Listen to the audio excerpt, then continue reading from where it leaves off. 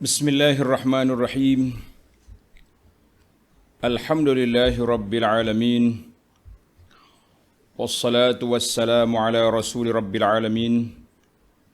Nabiyyina wa habibina wa qudwatina Muhammad ibn Abdullah wa ala alihi wa sahbihi wa man sara ala nahjihi wa ihtada bihadihi wa istanna bisunnati ila yaumiddin, amma ba'du.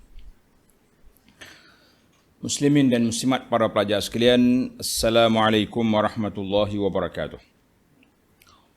Alhamdulillah, pada hari ini 21/8/2021 kita dapat teruskan pengajian kita dalam kitab Hadis 40 susunan Imam Nawawi dengan syarah dari Al-Wafi. Syarah dia nama Al-Wafi في شرح الأربعين النووية للشيخ دكتور مصطفى البغا ومحي الدين مستو. Kitab ini huraiannya sederhana panjang, taklah pendek sangat. Menceritakan kepada kita isi kandungan yang kita boleh pelajari secara ringkasnya dalam hadis 40. Para pelajar sekalian, hadis kita pada malam ini Al-Hadithul Ishrun. Hadis yang ke-20, Al-Haya'u minal iman. Al-Haya'u minal iman, iaitu sifat malu. Malu itu sebahagian daripada iman. InsyaAllah dalam perbincangan ini kita akan tengok malu mana yang dipuji dan apakah kategori malu yang dikeji. Bukan semua malu tu baik belaka. Ada kalanya kita kena tak malu. Tapi tak payahlah buat satu istilah malu apa bosku kan. Cukuplah kita kata sifat malu itu sifat yang baik apabila kena pada tempatnya dan tidak baik apabila salah guna. Baik para pelajar sekalian, Al-Haya'u minal iman, hadis yang 40 yang ke-20. Kita sudah masuk separuh. An Abi Mas'udin Uqbah bin Amr al-Ansari al-Badri radhiyallahu anhu qala. Qala Rasulullah sallallahu alaihi wasallam, inna mimma adrakan nasu min kalamin nubuwatil ula Iza lam tastahi fasna' ma syi'ta. Rawahul Bukhari. Iza lam tastahi fasna' ma syi'ta. Hadis rawahul Bukhari. Daripada Abu Mas'ud, itu gelaran dia, namanya Uqbah. Uqbah bin Amru al-Ansari al-Badri. Dia ni orang Ansar.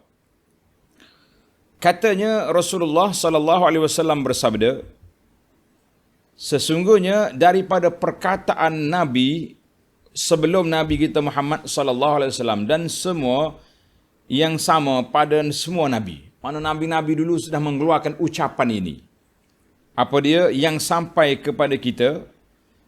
Apa dia kata? Iaitu idza lam tastahi fasna' ma syi'ta. Jika kamu tidak malu, maka buatlah sesuka hatimu. Manakala kamu ni tak ada sifat malu, kamu buatlah apa yang kamu nak. Hadis ini riwayat Imam Bukhari. Dan juga diriwayat oleh Imam Abu Dawud, Ibnu Majah dan lain-lain ulama hadis. Kita tengok kepada ahammiyatul hadis, kepentingan kedudukan hadis ini, apa yang dikata oleh para ulama. Apa sebabnya Imam Nawawi masukkan hadis ini dalam hadis 40 yang menjadi asas kepada perjalanan agama ini. Idza kana ma'nal haya, sekiranya makna malu itu ialah, ini definisi malu ni, menahan diri daripada melakukan pekerjaan yang aib, yang meruntuhkan maruah, dan mengawalnya daripada melakukan sesuatu perbuatan yang tidak baik, atau meninggalkan sesuatu perbuatan dengan takutkan hukuman yang berupa celaan, Manakala dakwah itu pula adalah satu seruan atau ajakan agar berakhlak dengan sifat malu dan melazimkannya dengannya. Maka dakwah itu adalah ajakan untuk menahan diri daripada segala kemaksiatan dan kejahatan. Artinya sifat malu itu kita buat benda yang diperintahkan, kita tak buat benda-benda yang boleh menjatuhkan maruah kita, mengaibkan kita, itu sifat malu. Maka bila kata itu sifat malu, bermakna malu itu mengajak kita supaya kita tak buat benda yang tak baik. Mengajak kita agar tidak cuai dengan menunaikan tanggungjawab yang diperuntukkan ke atas kita. Itu dia panggil secara ringkasnya lah, dia punya penjelasan. Di samping itu, sifat malu adalah merupakan satu ciri kebaikan yang mana manusia gemar padanya dan mereka berpendapat bahawa ketiadaan sifat malu adalah merupakan satu kekurangan dan keaiban. Sifat malu ni sifat yang perlu ada. Tak ada malu dikira naqsan wa aiban. Satu kekurangan dan satu keaiban dalam diri manusia. Dan malu itu juga salah satu daripada tanda kesempurnaan iman. Kenyataan ini diperkuatkan lagi dengan hadis Bukhari dan Muslim, al-haya'u syu'batun minal iman. Sifat malu itu adalah satu cabang daripada cabang-cabang iman. Dan sabda Nabi SAW, al-haya'u la ya'ti illa khair. Al-haya'u la ya'ti illa bi khairin. Ini kena tambah. La ya'ti illa bi khairin. Sifat malu itu tidak akan datang melainkan dengan membawa kebaikan. Ini dari sudut kita ambil asal sifat malu yang positifnya, yang betulnya ini. Bahkan agama Islam adalah ringkasan hukum dan pengarahan telah datang sebagai seruan kepada kebaikan dan kebenaran serta seruan yang ikhlas dan bebas agar meninggalkan perkara yang dicela dan aib. Kerana itu Al-Imam Nawawi rahimahullah ta'ala memilih hadis dalam kumpulan hadis 40-nya dan beliau berkata tentang hadis ini. Nawawi kata apa? Hadis ini adalah paksi bagi agama Islam, paksi bagi hukum hakamnya dan arahan kepada sedemikian itu bahawa apa yang diperintahkan adalah perkara yang wajib. Satu perkara wajib, ada yang perkara sunat di mana kita terasa malu untuk meninggalkannya. Hak wajib bukan sekat malu kita berdosa. Manakala perkara yang dilarang adalah perkara haram dan perkara makruh di mana kita terasa malu untuk melakukannya. Itu bagi orang yang ada muru'ah, dia tak buat yang haram, makruh pun dia tak buat. Adapun perkara-perkara yang harus, maka malu untuk melakukannya adalah diharuskan. Begitu juga meninggalkannya. Benda harus ni kita boleh buat, kita tak boleh buat. Cuma tengok keperangai orang lah. Ada setengah orang ni, sifat dia pemalu, dia tak buat. Walaupun benda tu harus. Maka hadis ini mencakupi kelima-lima hukum-hukum lima dia panggil kan. Hukum lima ni. Wajib, sunat, haram, makruh, harus. Ada semua dalam sifat malu ni. Ada kalanya kita kena buat. Ada kala kita kena tinggal. Ada kala kita bebas. Itu dia panggil hukum taklifi. Baik. Dari sudut makna hadis ataupun dia panggil istilah hadis, maknanya inna mimma adrakan nas, sesungguhnya apa yang sampai kepada manusia dari perkataan nabi-nabi terdahulu. Mereka kata apa? Iza lam tastahi fasna ma syi'. Kalau kamu tak malu, buatlah sesuka hati kamu. Cuma sirah lafaz fasna dengan lafaz amrun, perintah. Iaitu dengan makna ancaman atau amaran. Kalau mu tak malu, buat. Ini satu tanda tuan-tuan. Dia ada tiga makna. Makna yang pertama berbentuk ancaman ataupun amaran. Maksudnya, jika sifat malu itu tercabut daripada kamu, maka lakukanlah apa saja yang kamu kendaki, kerana kamu akan dibalas di atas perbuatannya itu. Makna yang pertama dengan makna apa? Dengan maksud Fasna' ma syi'ta tadi. Sighatul amri huna. Kemudian yang kedua dengan makna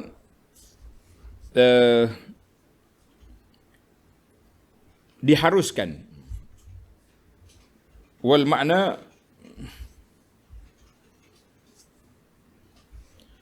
iaitu jika kamu ingin melakukan sesuatu dan ianya merupakan perbuatan-perbuatan yang kamu tidak malu melakukannya di hadapan Allah dan orang ramai, maka lakukanlah. Faf'al ma syi'ta. Jadi makna yang pertama dengan makna tahdid. Yang kedua dengan makna al-ibahah. Jadi maknanya kita kata, kalau rasa tak malu depan Allah, tak malu depan Tuhan perbuatan ini, buat. Macam bentuk amaran juga tu. Kita kena faham, dia kata, kalau kamu tak malu, buat. Tapi kalau yang pertama tadi dalam bentuk wa'id, maknanya kalau kamu tak malu, buat. Tapi ingat ancaman, seksa, azab akan kena ke atas kamu. Itu cara nak fahami makna lafaz iza lam tastahi tadi. Baik para pelajar, kita pergi kepada fiqhul hadis wa ma yurshidu ilaih. Apakah fiqh hadis dan apakah hadis ini petunjuk hadis ini apa yang patut yang kita ambil. Yang pertama min turasil anbiya. Sifat malu ini daripada peninggalan para nabi. Pesanan para nabi kepada umatnya dengan sifat malu. Sifat malu adalah usul bagi kemuliaan akhlak. Ianya merupakan pendorong utama ke arah melakukan kebaikan dan menjauhkan kejahatan. Ianya merupakan warisan daripada para nabi yang terdahulu yang tidak dibatalkan bersama-sama dengan pembatalan syariat mereka. Syariat orang dulu bila sampai kepada zaman kita ni ada kalanya dibatalkan dan ada kalanya diteruskan. Tengok keadaan. Mana kalau syariat orang dulu diakui oleh syariat kita, maka kita teruskan. Kalau syariat kita kata tak boleh kita buat. Berbezalah. Jadi dalam masalah ini, masalah sifat malu di antara perkara yang diperakukan, kekal. Di mana manusia mengambil dan mempraktikkannya dan mereka mewarisinya daripada para rasul dalam setiap kurun, pegangan manusia dengannya menjadi amat masyhur sehinggalah ke zaman kita ini. Kerana itu, umat ini berada dalam pewarisan yang jelas daripada amalan nabi-nabi dan rasul-rasul yang terdahulu. Sebagaimana yang telah dikehendaki oleh Allah Azza wa Jalla yang maha gagah perkasa. Tanggungjawab kita, begitu juga sebagaimana yang dijelaskan dalam Al-Quran. Menjadi tanggungjawab kita untuk berpegang dengan apa yang telah dikurniakan oleh Allah daripada sifat malu ini, agar menghiaskan diri dengan sifat ini dan berakhlak dengannya, supaya kekal seluruh warisan para nabi itu pada kita dengan jelas sekali. Lalu kehidupan akan menjadi makmur dengan kebaikan dan kebenaran hinggalah Allah mewariskan bumi ini kepada kita. Jadi kalau kita ada sifat malu, kita tak akan buatlah benda-benda yang pelik. Kita tidak akan canggah syariat Allah Azza wa Jalla. Dan sama-sama kita, manusia pun kita tak akan buat benda-benda yang tidak baik. Contohnya khianat kepada orang, langgar perjanjian, semua tidak akan berlaku sebab ada sifat malu. Tapi kalau sifat malu dah tak ada, membuatlah, suka-sukalah nak buat apa, sudah. Baik, para jemaah sekalian, kita pindah kepada perkara yang kedua, makna al-hadis. Apakah maksud hadis ini? Apakah makna hadis? Iza lam tastahi fasna ma syi'ta. Para ulama telah menukilkan 3 makna bagi hadis ini dan kami menjelaskannya seperti berikut. Ada 3 maksud. Jadi Tuan Syekh kita ni perjelaskan kepada kita, kita cuba ambil satu persatu. Makna yang pertama dengan makna al-amrun bermakna at-tahdid wal wa'id. Perintah dengan makna ancaman dan amaran. Maka seolah-olah Nabi kita sallallahu alaihi wasallam bersabda, jika tidak ada sifat malu pada diri kamu, maka lakukan apa saja yang kamu kendaki, kerana sesungguhnya Allah akan membalas kamu dengan balasan yang sedahsyatnya. Itu makna yang pertama, amaran. Kalau sudah tak ada sifat malu, buat. Kalau rasa nak lawan Tuhan kak, gitulah makna dia. Perintah ini diwahyukan sebagaimana dalam Al-Quranul Karim yang ditujukan kepada orang kafir, i'malu ma syi'tum. Buat, kamu nak buat apa? Tapi ingat, di akhirat esok balasan yang berat akan menimpa kamu. Balasan yang berat akan menimpa kamu. Kita kena ingat.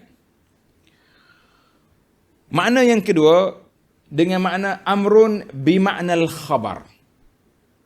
Perintah dengan makna khabar, pemberitahuan.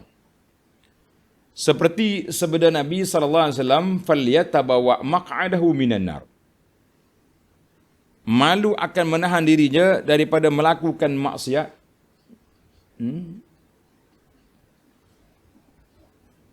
Maknanya malu akan menahan dirinya daripada melakukan kemaksiatan, keburukan dan perbuatan yang menggambarkan kerendahan akhlak.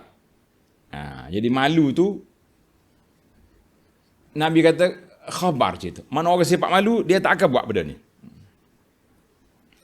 Oleh sebab itu akhlak adalah sumber bagi kebaikan dan cabang daripada cabang iman. Sebagaimana Nabi kata falyatabawa maq'adu minan nar, siapa yang menipu, man kadzaba alayya muta'ammidan, siapa dia menipu, berbohong atas nama aku secara dusta, maka dia menyediakan tempatnya dalam neraka. Nabi tak kata mu masuk neraka, mu kena diazab dak, mu seolah-olah mu sendiri yang buat tapak untuk duduk dalam neraka. Itu amaran. Khabar. Amaran tapi bentuk khabar. Maka jadilah makna hadis ini, sesiapa tidak merasa malu, maka ia akan melakukan apa sahaja yang dikehendakinya kerana penghalang daripada melakukan perbuatan keji, itulah sifat malu. Tapi kalau malu dah tak ada, dia akan buat apa yang dia nak. Karena itu, sesiapa tidak punya perasaan malu akan bergelumang dalam kemungkaran dan kekejian. Jadi orang tak malu je orang boleh buat benda keji. Baik. Makna yang ketiga, al-amru bimakna al-ibahah. Perintah dengan makna harus. Boleh buat. Kerana itu seolah-olah maknanya ialah, jika kamu tidak malu daripada melakukan sesuatu perbuatan, tidak malu kepada Allah benda yang kita nak buat ini, dan tidak malu kepada manusia, maka lakukanlah. Kerana sungguhnya ialah diharuskan kerana perbuatan yang tidak dilarang oleh syarak, maka harus. Macam kita kata contoh nak buat contoh yang pelik-pelik payah. Makan. Kita nak makan ikan. Dilarang ke tidak? Tak ada larang. Ada syarat tak? Kalau kita makan benda ni, kita malu ke Tuhan ke tidak? Tak malu. Dah bismillah makan. Manusia pun tak malu. Tapi kalau nak minum benda yang memabukkan, contohnya, makan benda haram, kita malu semua. Malu kepada Allah, kalau ada iman, dan malu pula kepada makhluk kalau ada sifat malu. Maka itu dikatakan malu dalam perkara harus ini kita boleh buat belaka. Dalam perkara yang harus kita boleh buat apa yang kita nak buat. Sebab apa? Dia tidak jadi masalah kepada kita. Alhamdulillah. Jadi jelaslah kepada kita, makna malu tu ada kalanya amaran, ada yang berbentuk cerita, ada yang berbentuk keharusan. Kena fahamlah tiga makna ni. Baik, para pelajar sekalian, kita pindah kepada makna yang paling sahih wal arjah dalam makna hadis ini ialah yang pertama. Makna Nabi kata, iza lam tastahi, kalau kamu rasa tak malu, nak langgar hukum Allah, nak langgar SOP syariat, buat. Tapi risikonya besar. Maknanya hadis ini lebih kepada amaran. Itu mengikut pengarang kata. Wa in kana al-Imam Nawawi, Imam Nawawi pula mentarjihkan pendapat yang ketiga. Mana kalau kamu perbuatan yang kamu nak buat ni, kamu tak malu kepada Allah, tak malu kepada orang, silakan. Dua, Imam Abu Ubaid Al-Qasim bin Salam wa Ibn Qutaibah Wa Muhammad bin Nasr al-Marwazi memilih pandangan yang kedua, iaitu khabar. Kita kata wallahu alam, bagi anak kita boleh jamak ya tiga-tiga ni. Nah, ada orang yang berbentuk harus. Seperti pilihan Imam Nawawi. Ada orang yang kita kena guna hadis ni untuk orang yang engkar. Kalau mu tak malu buat. Tak malu ke Tuhan. Ataupun kalau kita perbuatan kita tak malu pada Allah, kita buat. Sebenarnya hadis ni lebih kepada motivasi larangan kepada kita sendiri. Bila kita nak buat satu benda, kalaulah kita waras pemikiran, kita akan fikir, benda ni, kalau aku jumpa Allah Ta'ala esok, aku malu ke tidak? Maksudnya, berdosa ke tidak? Malu apa benda harus? Kita buat. Tapi kalau jumpa dengan Allah Ta'ala esok, Tuhan tanya, kenapa kamu buat benda ni? Kita tak boleh jawab. Kenapa kamu langgar SOP syariat aku? Tak boleh. Maka itu dia panggil malu sebenarnya, menghalang kita daripada buat benda yang tak baik. Baik. Tamatlah kita dari sudut makna al-haya, malu dalam hadis ini. Sekarang kita pindah kepada al-haya'u naw'an. Malu itu ada dua kategori. Malu ada dua kategori. Yang pertama, al-haya'u al-fitri. Malu dari sudut sifat semula jadi. Dia panggil fitrah, semula jadi.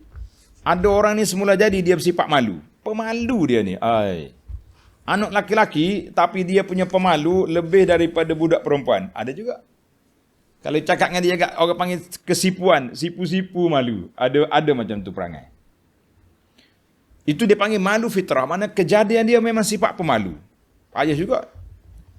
Ia merupakan sifat malu yang merupakan asal dan semula jadi dalam diri seseorang. Sebagaimana ia diciptakan dan merupakan fitrah bagi dirinya, sifat ini mengangkat si empunya kepada tingkatan akhlak yang paling mulia yang telah dikurniakan oleh Allah Azza wa Jalla kepada hambanya serta difitrahkan kepadanya.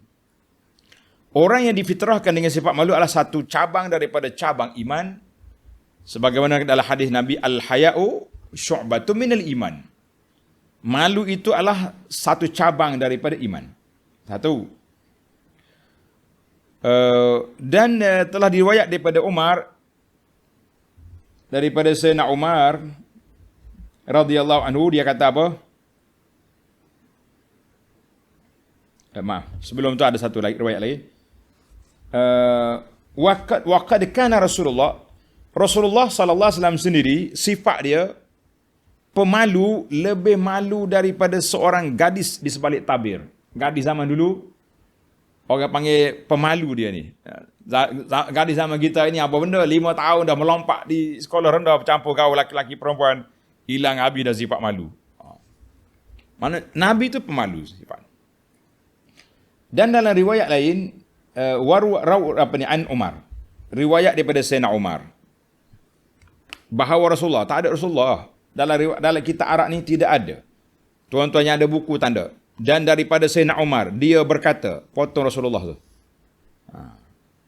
Ini qala Umar. Annahu qal. Umar kata, man istahya ikhtafa. Siapa dia bersifat malu, ia akan menyembunyikan dirinya. Dan sesiapa yang menyembunyi dia, ia melindungkan dirinya. Dan siapa melindungkan dirinya, ia terpelihara daripada dosa dan maksiat. Mana kita tengok tempat lah, bukan semua kan. Ada tempat tak kena. Baik. Itu dia panggil sifat fitrah, sifat pemalu. Ada orang ni tak malu sangat. Ada orang yang pemalu. Jadi kita nak malu yang kena pada tempat. Baik, sekarang ni kita pindah kepada bab al-haya'ul muktasab. Sifat malu yang diperolehi setelah berusaha meraihnya. Sifat malu yang kita usaha untuk mendapatkannya. Bagaimana? Sifat malu ini diperoleh setelah ada makrifah, setelah kita kenal Allah.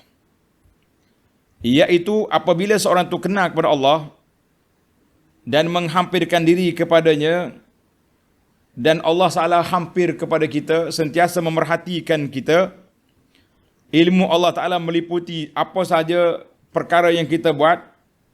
Sama ada khianat dengan mata, khianat dengan tangan, dengan kaki yang tersembunyi dalam dada yang zahirnya. Ketika itulah kita akan timbul sifat malu dalam diri kita untuk melakukan perbuatan tersebut. Kenapa? Kerana Allah tahu. Ini yang payah ni. Yang kita boleh buat maksiat ni sebab tidak ada sifat malu. Malu tak ada kita. Tak solat pun tak malu, sengih suka. Dah lah tak solat, duk makan tepi masjid pula. Masya Allah, punyalah berat kes. Ni dia kalau nak makan pun carilah tempat-tempat jauh sikit, sembunyi. Ni tak ni. Depan dia masjid, depan ni ada kedai makan. Duk ngak-ngak situ, orang lain duk solat. Masya Allah, tabarakal. Kalau nak negara kafir tak apalah, ni negara Islam. Baik.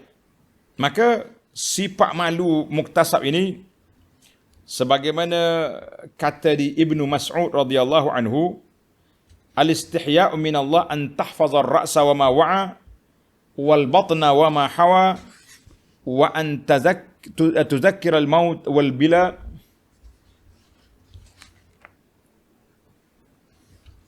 wa man arada al-akhirata taraka zinata ad-dunya faman fa'ala zalika faqad istahya min Allah. Tengok dia ni. Panjangnya.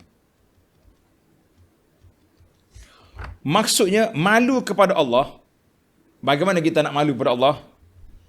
Ialah apabila kamu memelihara kepalamu dan perkara yang apa yang kamu faham. Mana kepala kita ni, otak kita duk mikir benda-benda maksiat dan mungkar. Dan memelihara perut dan jangan duk isi dalam perut kita ni dengan benda-benda yang haram.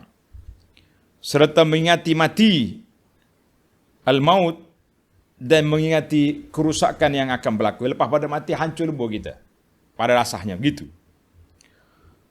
Dan sesiapanya ingatkan akhirat, maka tinggalkanlah perhiasan dunia. Kerana itu sesiapa melakukan demikian, sungguhnya dia telah malu kepada Allah. Kita pun tak tahu bila baca hadis ni, kita ni sifat malu ke tak malu?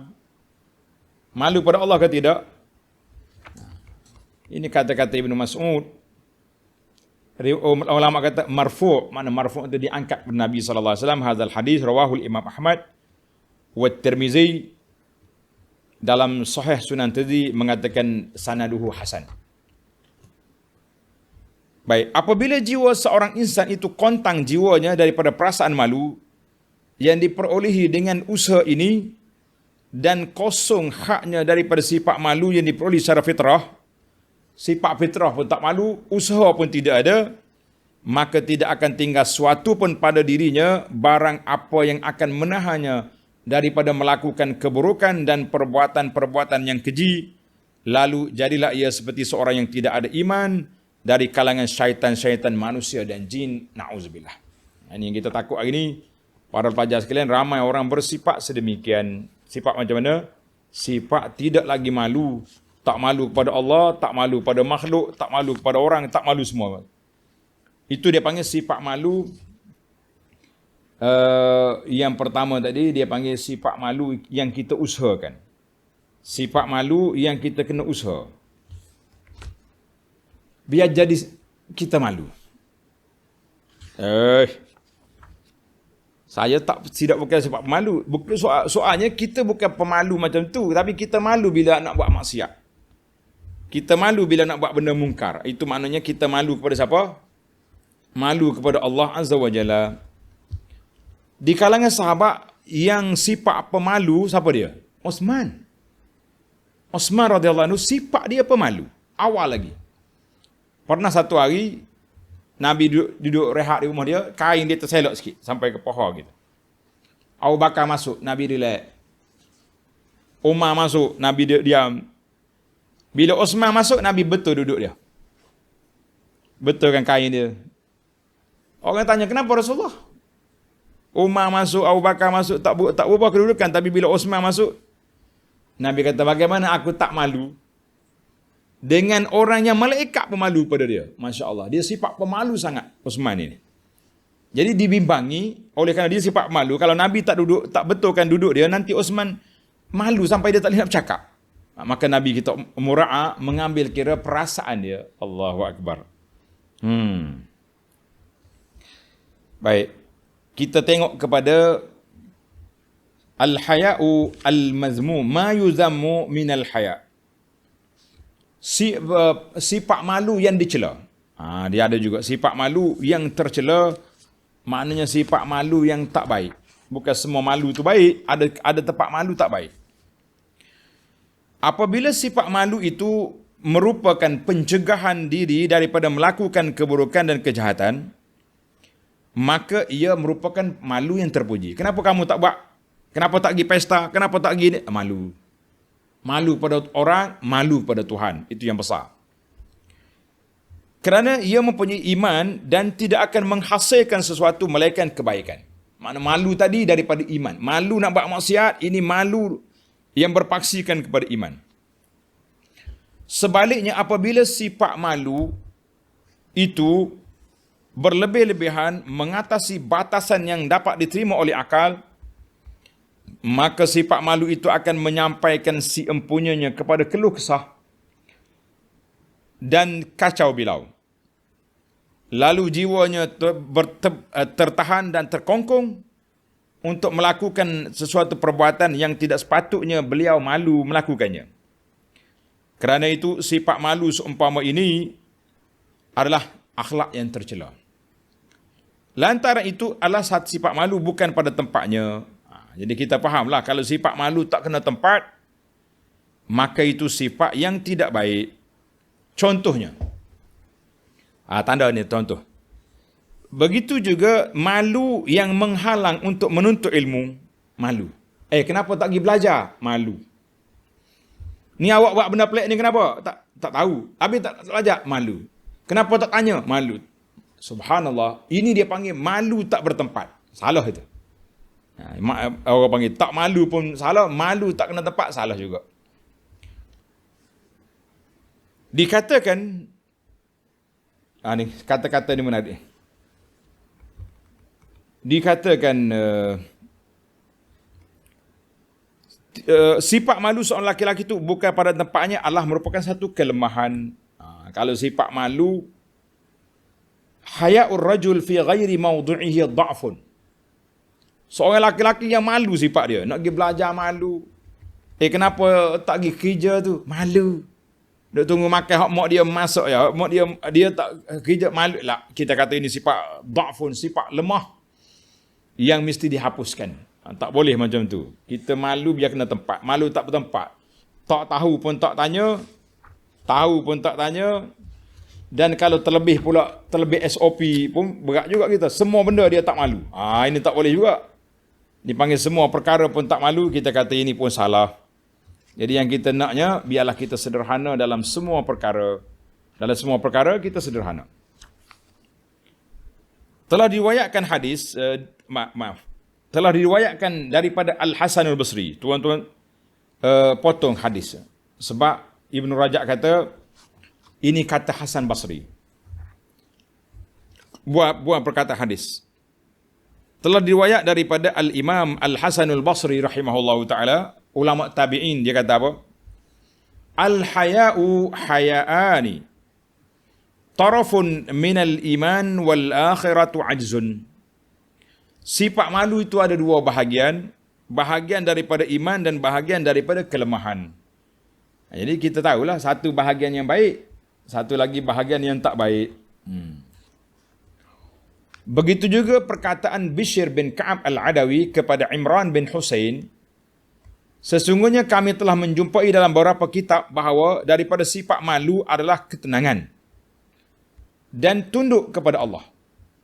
Ada juga sifat malu daripada kelemahan. Sebab malu tu lemah diri kita. Nak pergi belajar tak boleh.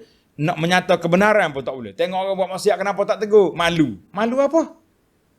Ini yang patutnya kita kena kata, malu apa bosku tu?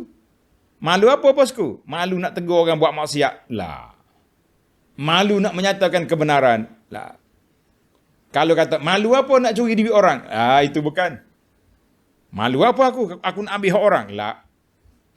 Itu malu tak bertempat ataupun malu salah tempat. Dua-duanya tak kena. Tak malu pun tak boleh juga.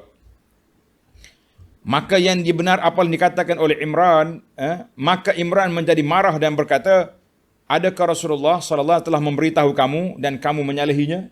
Jadi orang tu Imran kata, adakah Rasulullah bagi tahu kepada kamu?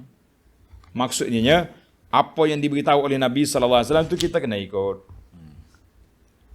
Yang benar adalah apa dikata oleh Imran, maka sungguhnya sifat malu yang dipuji itu sebagaimana dalam sabda Nabi adalah dimaksudkan dengan akhlak yang mendorong kepada perbuatan baik dan meninggalkan perbuatan jahat. Bukan makna malu itu makna tak pergi belajar, tak pergi mengaji, tak pergi tanya, tak tahu pun tak apa, saya tak tanya. Lah.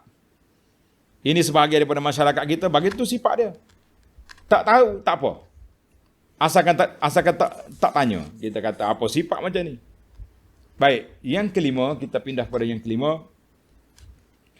Sifat malu wanita Islam. Ini penting ni. Sekarang ni kita hilang benda ni. Di antara benda yang kita hilang, sifat malu. Seorang wanita Islam itu berhias, dihiasi. Bukan berhias dengan berjanguk. Berhias dengan sifat malu dan berkongsi dengan kaum laki-laki dengan memakmurkan bumi dan mendidik generasi dengan kesucian sifat kewanitaan yang terpelihara daripada keaifan. Al-Quran mengisyaratkan kepada sifat malu itu sebagaimana dalam ayat yang menceritakan tentang salah seorang daripada anak perempuan Syuaib ketika datang memanggil Nabi Musa AS. Kan? Ingat dah cerita? Kita tadabbur cerita Nabi Musa banyak kali dah, tuan-tuan ingat. Allah kata apa? Faja'athu ihdahuma tamshi 'ala istihya. Kemudian datang kepada Musa salah seorang daripada dua wanita, anak Nabi Syuaib itu berjalan dengan malu. Malu dia. Bukan mari sengih tak. Bang, relax lah bang, bawa pergi masak lah. Mana dia datang, tapi dia tak ada orang lelaki. Ayah dia tak larat. Jadi terpaksa dia kena datang. Maka ia dalam surah Al-Qasas ayat 25, maka ia datang dengan perintah daripada bapaknya dengan berjalan lagak seorang wanita yang suci yang memelihara dirinya daripada dosa dan yang bersih ketika bertemu dengan kaum laki-laki tanpa solekkan, tidak mendedah aurat, tanpa tujuan menggoda, bersama dengan sifat malunya itu yang nampak pada caranya berjalan, juga ketinggian peribadi dan keluhuran. Tidak mari duduk sengih. Tak. Jauh lagi duduk selfie. Gambar Musa contohnya. Ini sifat lain. Jadi sifat malu tu dia datang dalam keadaan malu. Cuma dia terpaksa kena datang sebab tak ada orang lain dah. Anak laki-laki tidak ada. Tidak terketak-ketak atau tergopoh-gapah. Ia adalah merupakan sifat malu yang dijadikan secara fitrah. Wanita yang berakhlak mulia dan berhemah tinggi dengan fitrahnya merasa malu ketika berjumpa dengan kaum laki-laki dan bercakap-cakap dengan mereka. Akan tetapi disebabkan kesucian dan ketegahannya, beliau tidak gopoh. Keteguhannya. Kegopohan yang menggoda dan membangkitkan nafsu tak. Sampai Nabi Musa bila berjalan, Nabi Musa kata gini, aku jalan dulu, kau di belakang. Nabi Musa pemalu juga. Jadi mundur belakang. Kalau ada tempat pusing kanan kiri, isyarat. Yamin, yasar. Kita jangan bercakap dua. Tak ada. Bukan kata buah sambil berjalan. Ayah awak apa khabar? Berapa badik awak? Jangan. Tak ada. Al-Quran apabila ia berkata-kata akan berkata dengan jelas sekadar yang perlu tanpa tambahan. Adapun bila dia bercakap yang perlu saja. Nak pergi kanan, pergi kiri, sampai ke rumah ayah dia. Jadi hari ni kita tengok problem lah sikit. Sifat malu ni. Ramai wanita duk main TikTok ni. Allahu Akbar. Ustazah pun janguk juga ni. Duduk main live hari-hari dalam Facebook. Hak penjual tu tak kira lah. Allahu Akbar. Ada orang perempuan ni jual ubat kuat pun ada juga. Memang tak malu punya muka. Na'udzubillah min ghadabillah. Malulah sikit. Tak? Jual ubat lah macam-macam. Yang penting dia kata boleh fulus. Jangan duk peduli. Tentang maruah-maruah orang tak bincang atas dunia gini. Masya Allah, tabarakallah. Baik, kita pergi kepada isu yang kelima, yang keenam, yang ketujuh. Ataupun dia panggil samaratul haya, buah sifat malu. Mana kesan daripada sifat malu tu apa kita dapat? Antara buah ataupun hasil yang dikeluarkan oleh sifat malu itu ialah sifat iffah. al-iffah. Apa makna iffah? Menahan diri daripada melakukan dosa dan kemungkaran. Kita tak berani buat sebab kita malu pada Tuhan. Kita malu kepada orang. Jangan kena tangkap baru malu. Malu nak buat. Itu sifat iman. Sesiapa yang punya sifat malu sehingga sifat ini menguasai segala perbuatannya, maka dia menjadi seorang yang afif, iaitu menjaga kehormatan dirinya dengan menjauhkan diri daripada dosa dan kemungkaran. Ini kesan sifat malu. Kenapa tak pergi tempat tu? Tempat orang duduk maksiat tu. Tak boleh pergi, aku malu ke Tuhan. Kita nak situ. Malu kepada Allah Azza wa Jalla. Kalau malu ke manusia, tak apa lagi, malu ke Tuhan pula. Antara kesan sifat malu adalah al-wafa, iaitu menunaikan segala janji dengan Allah sebagai Tuhan pemeliharanya, sebagaimana masih ada di alam sebelum masuk ke alam arwah. Seorang tokoh pemikir Islam, nama dia Al-Ahnaf bin Qais. Al-Ahnaf bin Qais, dia kata apa? Dengar ni tuan-tuan. Isnatani la tajtami'ani ahdan fi basharin. Dua perkara ini tidak akan bersatu, berkumpul dalam diri seorang manusia. Dua. Apa dia? Al-kazib wal muru'ah. Sifat dusta dan mempunyai integriti marwah. Tak ada bagi seorang yang Islam yang sempurna iman, tak ada. Ini kita ini dua-dua kita tai belakang. Bohong tapi mengaku integriti. Kita punya integriti. Kita mau marwah apa bercakap bohong? La. Ahnaf kata tak ada berlaku bagi orang macam ini. Marwah adalah hasil daripada sifat benar, dan al-wafa sebenar dalam ucapan, dalam perkataan, dalam amalan dia. Dan al-wafa mana menunaikan perjanjian, tanggungjawab, adalah sifat malu, memberi kesan kepada sifat malu itu. Maka walil muru'ati samarat, marwah itu menghasilkan apa tadi? Benar, wafa, haya, iffah. 4 sifat. Itu hari ada marwah, dia akan ada sifat benar, bukan bohong, wafa, menunaikan perjanjian, malu, dan juga baik jiwa dia. Allahu Akbar. Baiklah. Lawan sifat malu. Apa dia? Lawan sifat malu, dia panggil al-waqahah. Al-waqahah ni, iaitulah sifat tak malu, dia panggil muka tembok. Sedap terjemah dia. Muka tembok ni orang panggil bahasa ni muka tak malu. Dia menipu, singih-singih suka. Tak ada apa-apa. Masya Allah. Dia buat benda tak baik tapi boleh lagi. Tak ada malu lah. Yang penting tak ada malu. Dia menipu ke, dia apa ke, sama je bagi dia. Ini adalah sesifat tercela. Lantaran sifat ini dengan kewujudan pada diri seorang insan akan menyebabkan tenggelam dalam kejahatan dan tidak menghiraukan cercaan dan makian yang dilemparkan terhadapnya. Sehingga sampai pada peringkat sahaja mempamerkan kejahatannya dan berbangga-bangga dengannya, sebagaimana sabda Nabi sallallahu alaihi wasallam, kullu ummati mu'afa illal mujahirin. Umat aku dalam keadaan baik, diampunkan kesalahan kecuali orang yang sombong, mempamerkan kejahatan yang berbangga-bangga dengan dosa dia. Orang ni, orang tidak malu ni, dia tak malu.